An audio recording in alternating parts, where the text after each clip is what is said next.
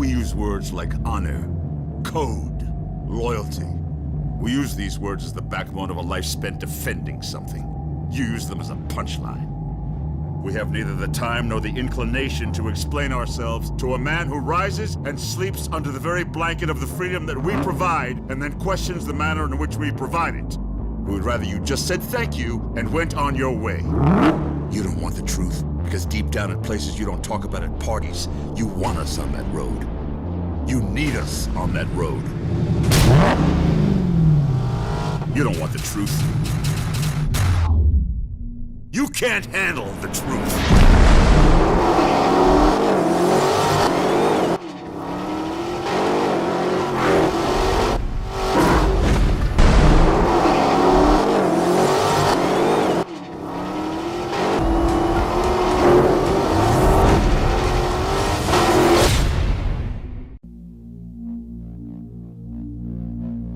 When we started out to build a Demon, we didn't start out to compete with anyone else in the industry.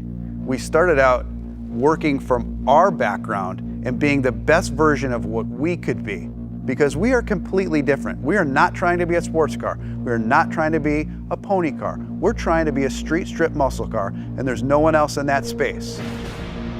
We decided very early on in the project that the key to success on this car was going to be the last tenth. And I don't mean the tenth of a second in the quarter mile. I mean that last tenth of effort that was going to push you beyond an interesting stat into a stat that had never been done before. I mean, you start at the top of the list. Drag radials. No one's ever put drag radials on a car. They've been available in the marketplace, but they've never been put on a production car. That's a first that we're very proud of. Transmission. No one has ever put a trans brake in a production car. No one has used the air conditioning system to cool the intercoolers. The Demon engine is all new. It's not a tuned-up version of our Hellcat engine. The only part that carries over is the cylinder head. We deck-honed the block, which is something you see on high-end race car engines. New crankshaft, new connecting rods, new pistons, new camshaft, all new valve train, and a new, larger 2.7-liter supercharger. So all of those things that make it a dedicated drag car, all of those things that make it awesome on the strip, you can completely modify. You can make this car as comfortable or as crazy as you want it to be. The two most common questions I get on Demon: number one, why'd you build a car like this? And the second question after that, how much horsepower does it have? And I always tell everybody, I'll tell you the horsepower, it's amazing, but I want to explain to you the full performance package and everything that that horsepower enables. I'm going to walk you through a virtual run of what it's like to drive a Demon.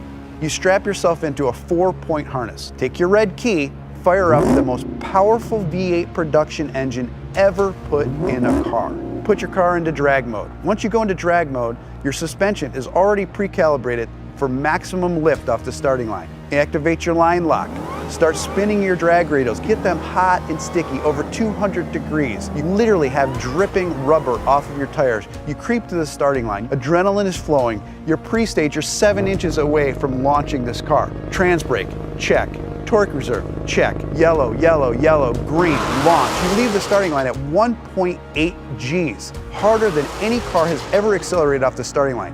That force puts a ton of weight on the rear end of this car, forcing the front end up in the air. It pulls a wheelie.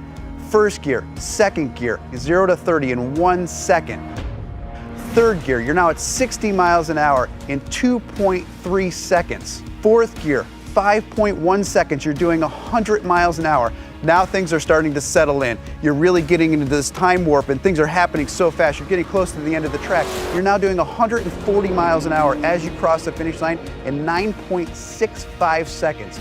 You have just driven this production car faster than any production car has ever finished the quarter mile. So fast, in fact, that after the NHRA certified that time, they banned it from competition. And it took 840 horsepower and 770 pound-feet of torque to do that. Being banned from the NHRA with this car at first sounds like a negative, but reality is it's really huge street credibility for this car. Even the National Hot Rod Association says you've pushed too far. You've done too much. You've broken a record that's not supposed to be broken in a production car. To me, that letter's a badge of honor.